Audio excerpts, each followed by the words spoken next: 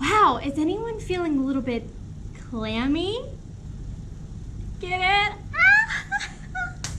Hi guys, and welcome to Oyster Day. We are going to get to explore our artificial oyster reef. What we did at Sea Camp is we took old oyster shells from restaurants and put them in a milk crate.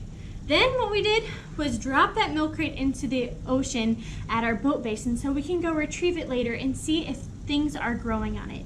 Now the cool thing about the ocean is that anything that is a hard surface in the ocean can be a habitat.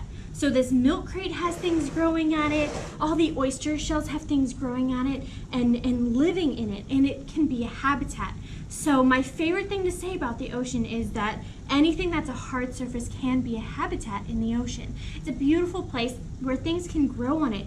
Clams, oysters, mussels, fish can live and hide in there, just like in the salt marsh. Fish can hide in the oyster shells and live there and create a habitat for themselves to be able to protect themselves, because they just want to be able to eat, sleep, and survive in their own environment safely. So oyster shells create an awesome habitat for fish and animals to live in.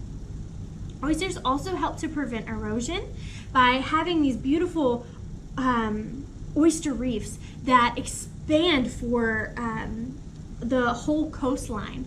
These oyster reefs are holding in that sediment, allowing grasses to grow and helping to reduce erosion. Oysters also filter water. Just one oyster, can filter 50 gallons of water per day. So just one oyster can filter 50 gallons of water per day.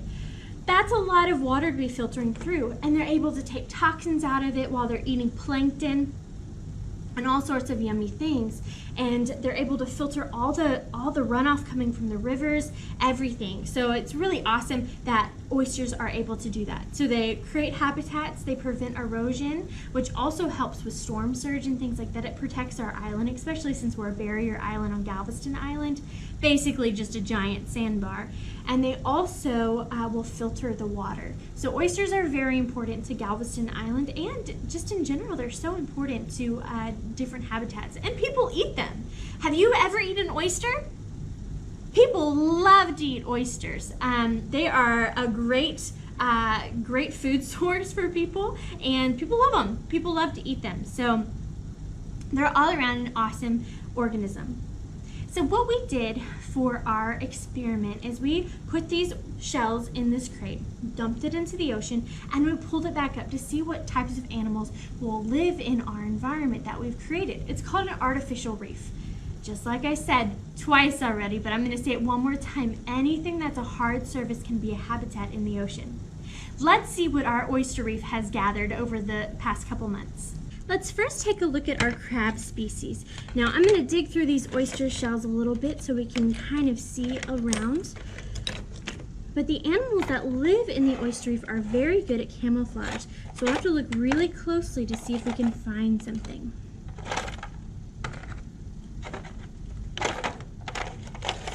Aha!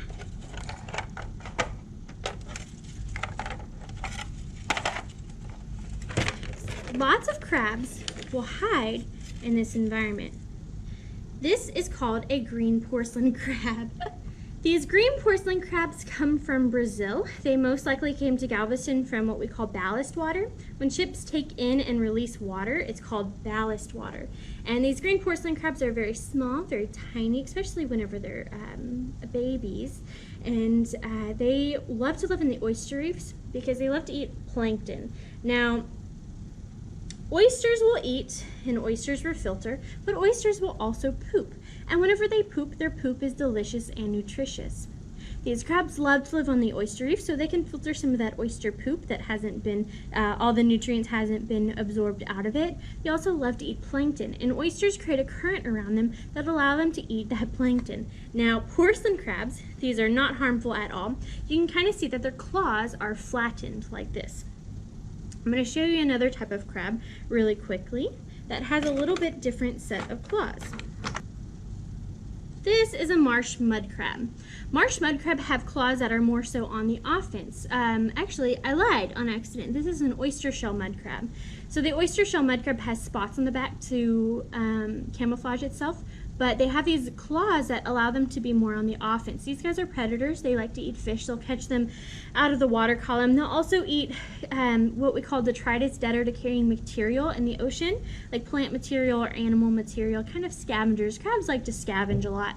But these guys have claws that are more so on the offense. But these porcelain crabs have claws that are on the defense. Porcelain crabs don't really have they don't really have anything to fight with. They have very defensive claws, and one of their strategies to evade predators is actually to detach their claws. Now it's kind of like lizards and things that will detach their tails so they can run away from predators. But these crabs will actually detach their claws as an incentive for the predators to eat the claw instead of them. So whenever a predator is coming at them and coming to eat them, they will detach their claw, start to swim away, and the predator will start eating their claw. And they'll be like, skirt, skirt, and they'll go hide into safety. The predator will be eating their claw, and they will be at safety. So they can regrow their claw back depending on the species, depending on the size, depending on the size, and depending on the amount of food that the crab has in the environment. They can actually regrow that arm back later. So it's totally fine. It's a great evasive maneuver for these crab species. So we have our green porcelain crabs, and that other one was that marsh mud crab. And it looks like I have a best friend here, so I'm going to keep him on me. There's another marsh mud crab. Another really cool species that we get to see that are in phylum Arthropoda so is our barnacles. So these are barnacles right here on the rocks. You will notice them on the jetties as acorn barnacles, but barnacles are basically a crab doing a handstand. Their feet will be inside of their little shell here, and their legs kind of act as fans, and they'll go back and forth in the water column, keeping all that plankton, and they'll lick up all that plankton off of their feet, and then they will do that again, continue going. We have acorn barnacles, some drifters that we have usually on the shore are acorn barnacles. Those guys love to live in this environment, and they are also phylum Arthropoda as well, which is kind of cool. Another really awesome thing, I'm going to try to find a couple worms, but oh, here's one. This one's going to be really hard for you guys to see because it's so tiny. I'm going to try to get it on the microscope for you, but we do have bloodworms and mudworms. So bloodworms and mudworms, and we also have serpulid worms. So serpulid worms are, if you see all these little calcified tunnels right here, these are serpulid worms. Now serpulid worms will basically make a calcified tunnel on the outside of the shell. They'll live inside of that calcified tunnel. They use calcium carbonate, the same stuff that oysters will use to make their tunnel. And they also have kind of frilly bits that come out of their body that they can use, gather up as much plankton as they possibly can, lick all that plankton off, and then change depending on the direction of the current. So we do have lots of worm species. Hopefully I'll be able to see this guy under a microscope. And that is the clamworm or mudworm. There's a lot of different names for them, but the clamworm or mudworm love to live in the mud around the oysters. They also are detritivores, so they'll be eating all the dead stuff, the dead decaying material in the ocean.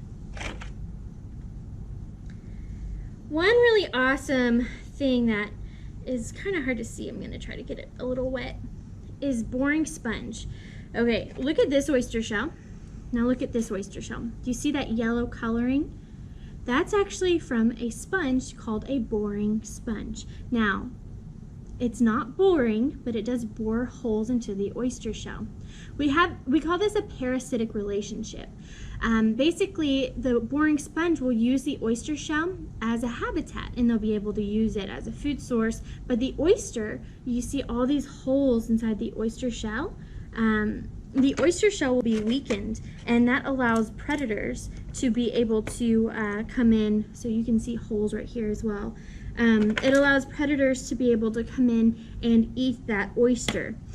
So allowing having these boring sponge on them is actually not a really good thing for the oysters, and we have to kind of watch how much are on there because it will weaken the oyster shell, but they are cool.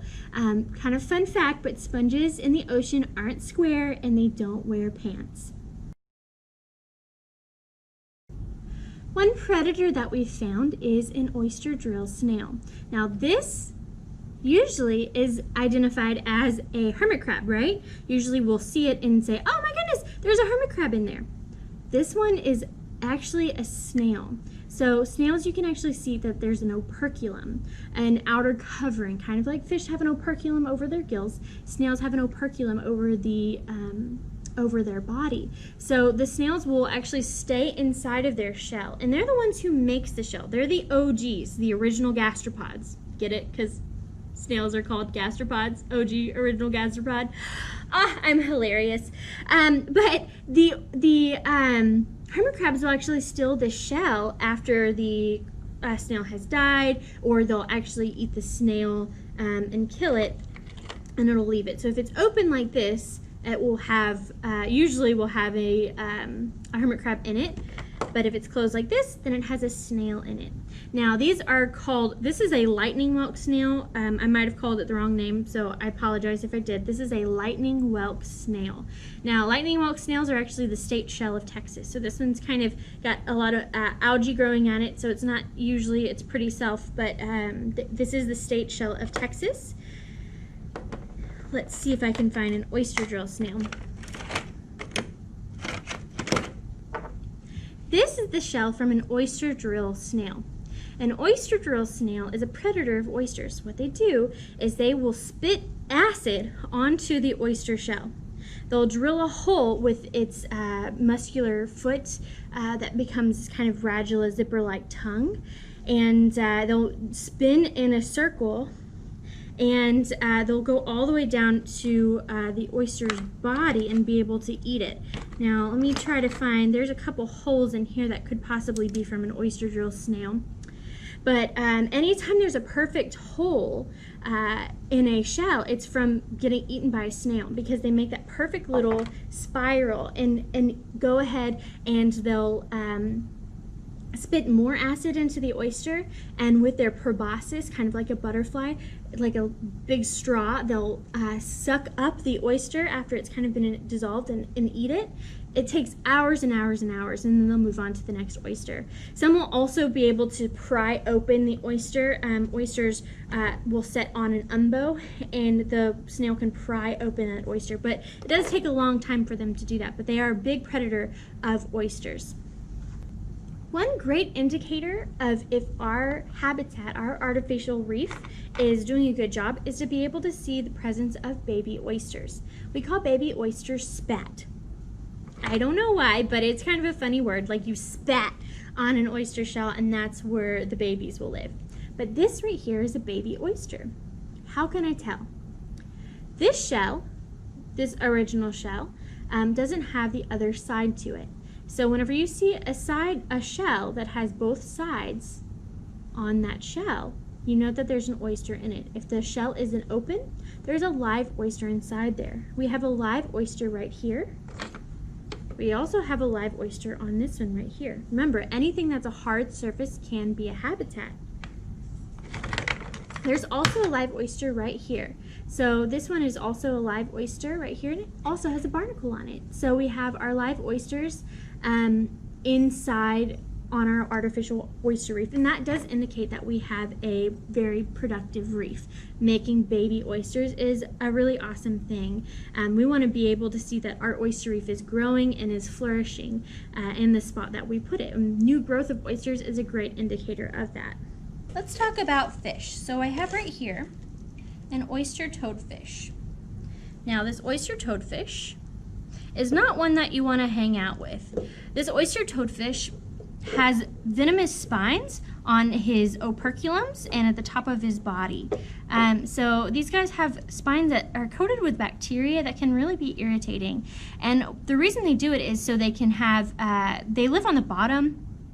They want to be able to have the predators above them know that they mean business. So their predators above them will see these spines that will come out, and those spines will stab the roof of their mouth. And they do have kind of a toxic bacteria, almost venom-like, that they have on their dorsal spines and the spines on their operculum. Now the males will actually make this kind of frog-like sound. That's why we call them oyster toadfish. They make a frog-like kind of croaking sound, especially the males. And whenever they're trying to attract a female, and also guard their nest from other males as well. The males will actually guard the nest of the eggs in the oyster toadfish. We also have the blennies. Blennies, right here, are a smaller fish. This one's pretty tiny. But blennies and gobies are negative. Oh, this one actually does look like a goby. They're really tiny and hard to see, but this one is a goby. And blennies and gobies will use these lobe-like fins in order to hang on to the oyster reefs. They're negatively buoyant, so they want to stay close to the bottom, and they'll hang out in the oyster reefs and then go and ambush their prey. So they'll hang on to the oyster reefs, wait for their prey to come out, and then go for it and go and eat their prey and then go right back to the oyster reef. So they love living in the oyster reef so they can make that really awesome habitat for themselves.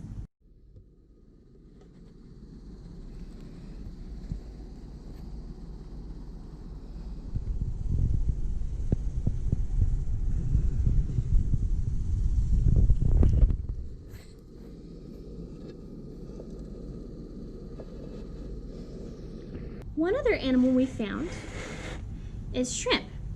These are grass shrimp. Grass shrimp love to live in the oyster reefs. They're very clear. This one right here is actually pregnant.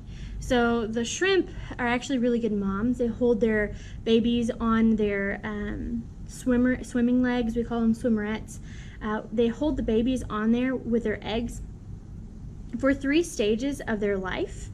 And then what they'll do is they'll go to the top of the grasses and they'll shake off all those babies and they'll put them into the water column. So these shrimp are really great moms. Grass shrimp are a great indicator that an environment is doing well because everything loves to eat grass shrimp. And if you have grass shrimp around, you know you have some really awesome fish and animals that want to be able to live there so they can eat it. When producing an artificial reef like this, we want to make sure that we are creating a productive environment, a habitat that has biodiversity. And what biodiversity means is a lot of different types of animals that are coming in together. What I want you guys to do is to list out the species that you saw in this video. Why don't you even try to create a food chain or a food pyramid or a food web to see and try to work out what's eating what? Based on your food web and your food chain and your number of species, I want you guys to evaluate our reef and see if it's a productive reef. You guys can count the number of species that we had, the number of oyster toadfish, the number of crabs that you saw in the video, the number of shrimp that you saw, the worms that you saw, and try to see if there is a productive environment based on your findings.